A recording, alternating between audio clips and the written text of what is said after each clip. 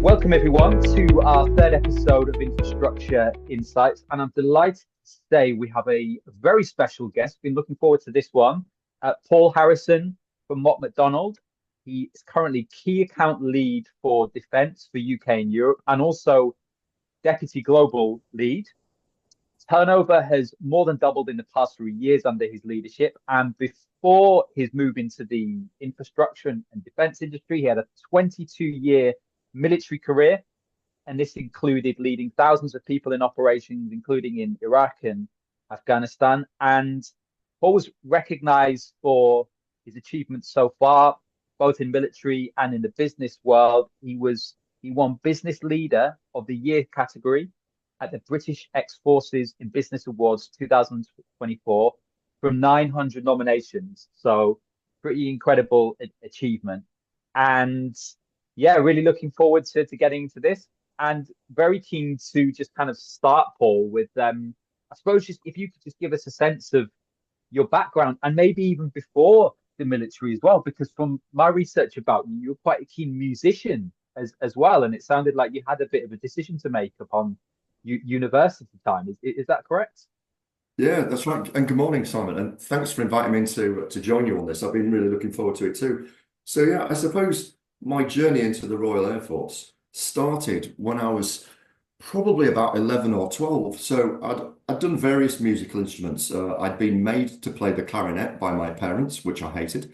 I then had piano lessons again because my parents insisted, which I was really terrible at. I didn't mind it, but I was terrible at it. And all the time I kept saying to my dad, look, Dad, I really want to play the drums. And he was like, yeah, I know you do, but your mum isn't going to have a drum kit in the house.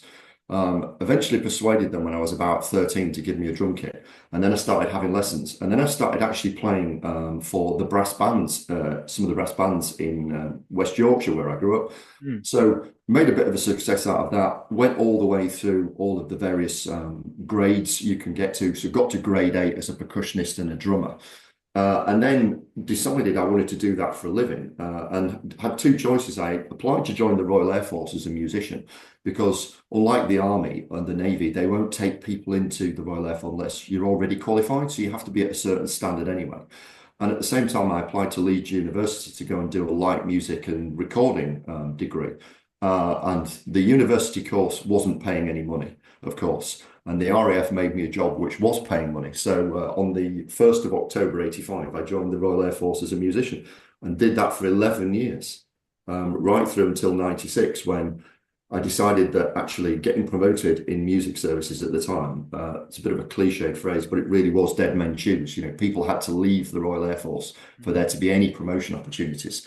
So I applied and was successful. In 96, I went through officer training at RAF Cromwell. Wow. So yeah, so a bit of a different route to becoming an officer in the Royal Air Force. But as somebody going through training with 11 years experience of being in the Royal Air Force, it gave you a disadvantage and an advantage. It gave me advantage because I knew about military life. I knew about how to clean your kit and fire a weapon, etc., etc.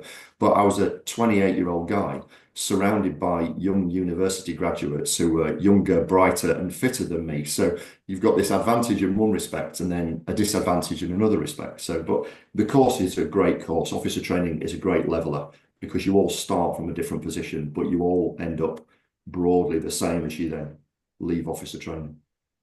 Very interesting, very interesting. And thinking about your time in sort of infrastructure and I suppose defense, specifically the past few years, what is it that you kind of really love about working in the industry? For me, coming back to defense, having spent, nearly, well, let me see, before I came back and did any really meaningful defence work, I'd been away from defence, but in infrastructure for about 11 or 12 years before I moved back to Moss.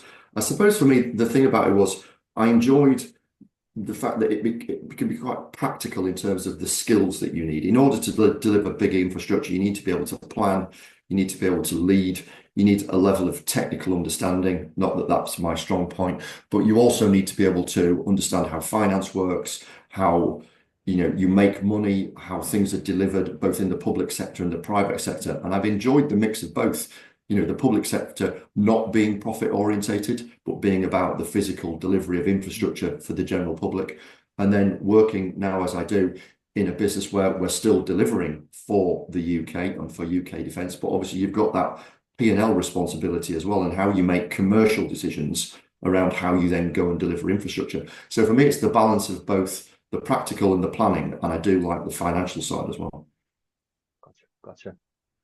And I guess kind of, I suppose the time that we're having this conversation towards the end of the calendar year 2024. I mean, if we look at kind of various geopolitical events over the past few years, Russia, Ukraine, Middle East, ongoing events, and the kind of recent US election, what kind of impact have these kind of shifts or ongoing events had on the appetite for consulting around defense? Are there any sort of tangible examples that you could, provide kind of people listening or watching this, that from where you sit, from what you've seen over the past few years? Yeah, so if you look at how we as a business at Mott MacDonald interact with the UK government, certainly infrastructure continues to be a focus area. But I think we'll see a shift in where the UK MOD spends its money on infrastructure. And I think you'll see two things happen. I think you'll see money diverted away from infrastructure programs into equipment programs, because there is a necessity to do so. And thinking about, the support we're giving to Ukraine. I also will be very surprised if the UK government doesn't start to look at the bases that they used to have in Germany and wonder whether or not, releasing that footprint in Germany was a good thing, and whether or not we maybe need to re-establish, one or two forward-facing bases in Germany alongside, our American colleagues. So I think that will have an impact on the UK construction industry. In terms of consulting, we're lucky enough at Mott MacDonald to be able to do consulting and delivery around infrastructure, and we do some consulting around more of the strategic and the front end. And we also do some work in equipment programs as well, albeit, not so much. I suppose the one that we're all keeping an eye on, I'd be very surprised if Mott MacDonald's, competitors and, peers aren't watching, is on the back of the US election. What does that mean for the AUKUS program? What's Donald Trump's view going to be in terms of his commitment to that?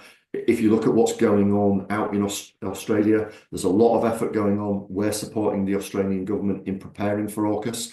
If you look at what's going on in the US, a lot of the US shipyards where they build submarines are really struggling as a workforce. They're seeing a lot of churn. They're seeing less apprentices joining. So the US submarine program domestically is already struggling before you then overlay AUKUS. And it'll be interesting to see whether or not Donald Trump takes a US view of the world and puts US military infrastructure first compared to the global commitment to AUKUS. So I think everybody will watch that with interest.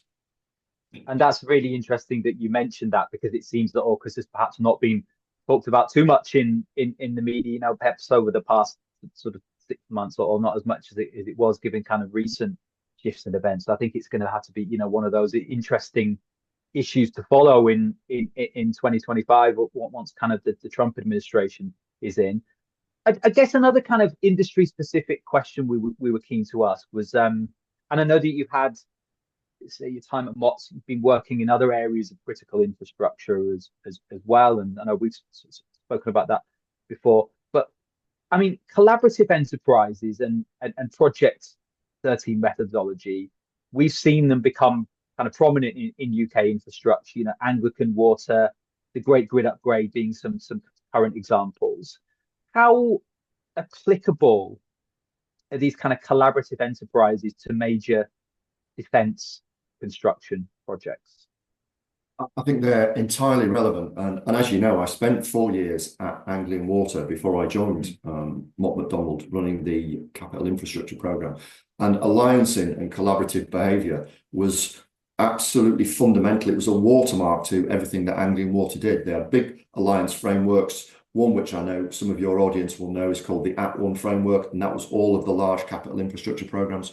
And that was a 15-year alliance between Anglian Water, Skanska, Barhill, Balfours, Morrisons, where they knew that over that 15-year life cycle, there would be projects where they would lose money and projects they would make money on. But overall, at the end of that 15 years, they would be net ahead. And that drove some really great behaviours. And I think that's entirely applicable to how the UK government needs to interact with UK industry. We hear lots of conversation about early contractor involvement, but then when the rubber hits the road, people are worried about where the benefit is going to be driven and profit being taken. And actually, we need to set that to one side. And we need to enable the MOD as a client to get to the solution quicker and deliver it more quickly.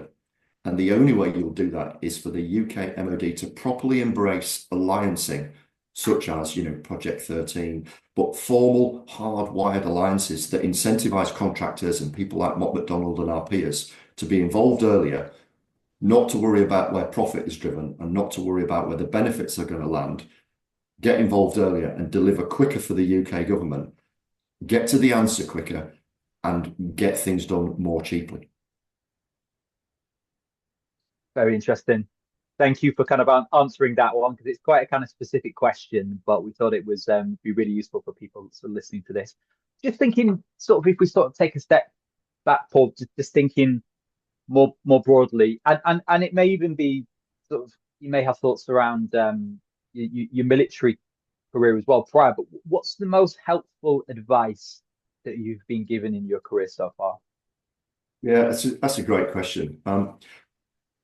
If I think about where I worked and who I worked for, I would probably draw it back, Simon, to a particular individual. I worked for a guy called Andy Walton, who was the station commander at RAF Leeming, which at the time was a fast jet base flying Tornadoes. And I worked personally with him for nearly 2 years, and he was really inspirational, one of those truly senior people who was really inspirational and great to work for. And he went on to be a 2 or 3 star, I think, before he retired. And he said to me one day, he went, in order to get on, he said, you need 3 things in this order. He said, you need luck, you need timing, and you need talent. And he explained to me, he said, every now and again, you just need to be lucky. You just need to be the right guy at the right time or the right woman at the right time. And he said, timing about where you are in the world, opportunities that present themselves, the job you're doing. He said, sometimes it's just down to timing. He said, and if you've been lucky and the timing is right, then you need enough talent to just about carry it off. And that talent might be you, or it might be your broader team. And I think about the opportunities that I've had, and I think about how my career has changed and what I've done since I've been at Mott MacDonald. And even my journey inside Mott MacDonald has boiled down to being a little bit lucky. I was the right person at the right time, and then just about enough nous or talent to carry it off, or at least convince people that you can. And it's been really sage advice. And I would argue that anybody who's leaving a military career, just think about the skills you bring with you. And when I talk to people who want to join Mott MacDonald, ex-serving people or people who are currently serving, the thing I try and reinforce is, don't expect to walk out of the Royal Air Force or the Army or the Navy where you are a known quantity and a known entity and immediately translate all of that into a role. You may need to just manage your expectations, take a step down, understand that you don't know everything about working in a consulting or an engineering world. You have many, many transferable skills, but be prepared to learn, be prepared to just slightly step back and start again. And if need be, maybe take a sideways move. Don't always be looking at the next step above you. And that's served me in good stead. Sometimes just move sideways and it might enable you in the big game of snakes and ladders, to find the next ladder to go up. So just reflecting back on what you said there. So luck, timing, and talent. And it's interesting, isn't it, how we see this a lot in terms of people when they suggest luck and thinking, well, is actually that a part of it? You have to work hard and then luck will just, emerge. But it's interesting the way that you frame that in terms of, or what this chap had said in terms of or almost the kind of order of that. But I'm just interested to hear about your experience. Was it 2007 when was it? And how did you, obviously we're not going to ask you to talk about, the nature of the operations that you were involved in overseeing, but how did you manage that transition personally from what you know now, all these years on, as your careers progressed with Motts? And it sounds like you have people, understandably, coming to you for advice, and you've been their sort of mentor in terms of how to navigate this. But back at that time, back in 2007, how did you manage that yourself in terms of whether it was a sideways move or feeling like you had to take a step down in terms of responsibilities based on the operations that you've been leading overseas? That's another great question. So I'll give you my answer, and I'll give you my wife's view of that. And it's an interesting difference between the two. So I made a choice to leave the Royal Air Force because at the time it was the right thing to do for family. I was spending a lot of time deployed, and that has an impact at home. And I got to one of those option points where you can leave and take your pension, and I chose to do so. And what I actually did was joined the prison service, looking after their new build prisons and prison maintenance. Now, I'd always said I didn't really want to be a civil servant. And I've got nothing against the civil service, but it's a very different world from being a military officer. And as I always said, I didn't want to do it. And my wife at the time was like, look, just take the role, and then it will give you something, and you can build from there, and then you can get your next role. And that's what I should have done. But what I actually did is I became trapped in the role I was in. So joined the prison service, was working locally where I live in Suffolk. Then they asked me to go and lead a big program of work in London. You then get a level of London weighting on your salary, and all of a sudden you're trapped in that environment where actually your salary is outweighing how much you're enjoying the job. And for a long time, I wasn't enjoying the job. I had taken a pay cut when I left the Royal Air Force. I had no problem with that. I took a pay cut, started again to build a second career. But if I was giving advice to any of your listeners, I wasn't proactive enough. And my wife was saying to me, you're not happy, so go and find something else. But because I'd spent 22 years in a single organization, the idea then of joining an organization, sticking around for a couple of years, and then moving to another organization, maybe doing that again and moving to another organization, was completely alien to me. So I committed to being in the civil service for longer than I should have done. And then eventually I did find another job, and I went and worked at Anglian Water, but I probably left it about 3 or 4 years too long, Simon. So if there's people I listening to underestimated this, as well, sorry to jump in, I also underestimated how much I would miss being in the Royal Air Force. And I almost went through a period of mourning where I missed the people and the ethos and the teams and the environment and the behaviors. And I underestimated how much that would affect me. how long would you say it affected you? I'd say at least a couple of years. Hmm.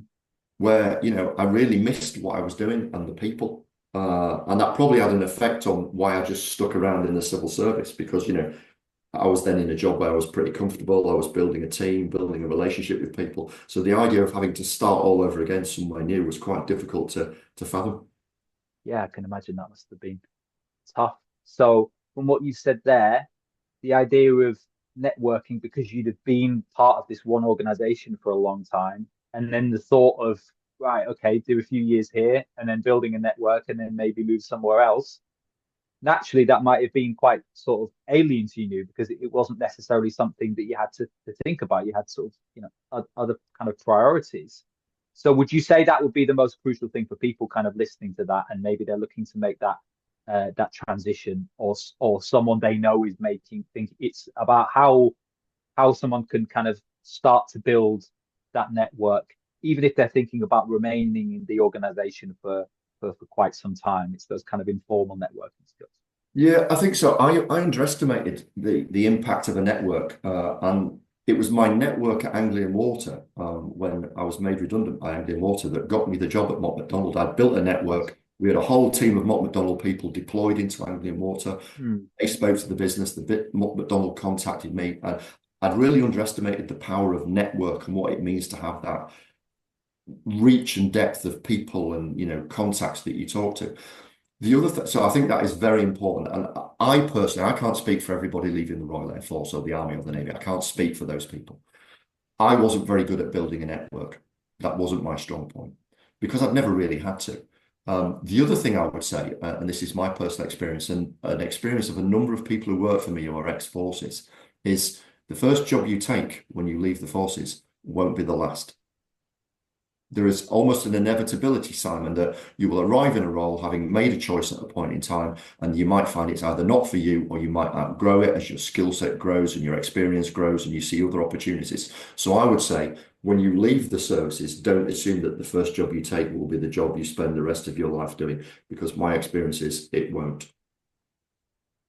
Interesting. And like you say, that kind of rubs up and maybe uncomfortable with people who've been in the forces for so long and expected to be in their forces for all their lives, come out into the corporate or professional world, and it's a case of, right, is this job a stepping stone or is it not? There's the uncertainty there, but having to live with that. No, look, this is it's really interesting insights, and really pleased that we're able to have this time to ask these questions. But if we just flip things forward, Paul, I mean, if we think back to this sort of calendar year and everything that's been happening, with world events and question marks about NATO and defense spending levels and all these debates that we're all going to be having to have, in 12 months' time, with the lens that you have on defense, or shall we say critical infrastructure, what are your predictions, or what do you think we're going to be kind of talking about in at the end of 2025?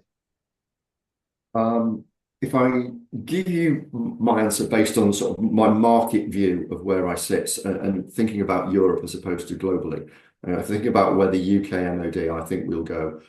I think budget constraints, whilst we might see an increase in, the defence percentage of GDP, I think budget constraints will mean that a couple of things will happen. As I said earlier, we will see, I think, more focus on equipment programs and potentially the infrastructure that goes alongside that and supports that. I think there will be an absolute drive to get to solutions quicker than we currently do. Infrastructure outcomes take far too long. I mean, equipment programs take far too long, but I think in the infrastructure world, supporting key frontline operations and outcomes, we will be expected as a group and as a pipeline of industry to get to the answer quicker and then deliver it more efficiently. I absolutely think AI will play a part in this. I don't know what it means for our business model. We're seeing some inroads into it already inside Mott MacDonald in terms of how we cost things and how we build programs. AI will be front and center. We've got to manage AI carefully. I also think there will be an increasing focus on digitizing what we do. And if I think about MOD clients digitally, I think they're quite lagging. But I think the push to do more, you look at the speed of development in Ukraine and how quickly they're having to react, I think it will drive UK equipment and infrastructure programs to be more fleet of foot, get to the answer quicker, and inevitably, with constrained budgets, do more with the money available.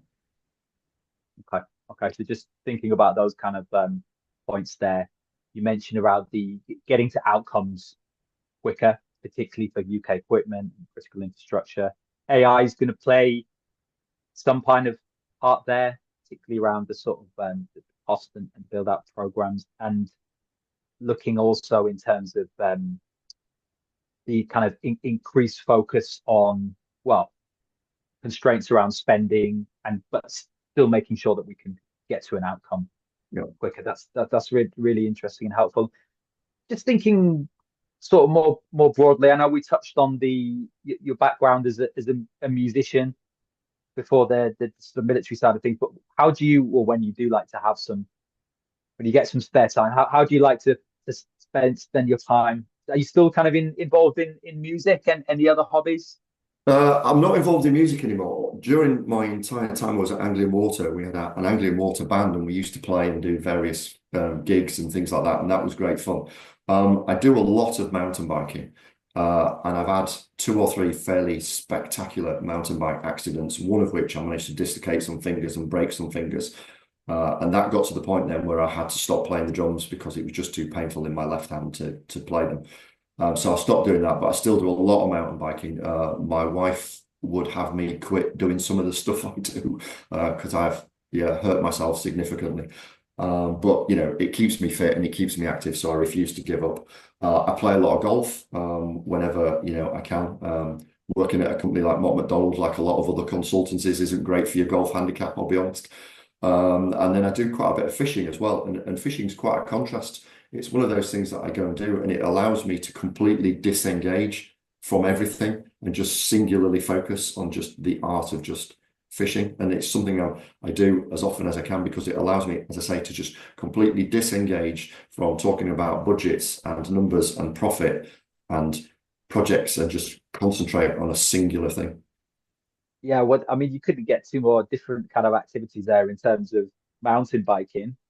And I hope if you're a keen mountain biker, I hope you've been mountain biking in Dalby Forest. I have. in Yorkshire. Yeah, Yeah, that's the we best spend a place. lot of time in Wales. I live in Suffolk, not the best place in the world to be a keen mountain biker because it's fairly flat, but we Mm. do go further afield. And a friend of mine, we're both the same age, we do fairly serious downhill mountain biking. And you take the risk, but you get the reward. And as I say, every now and again, I've usually I broke my wrist not so long ago.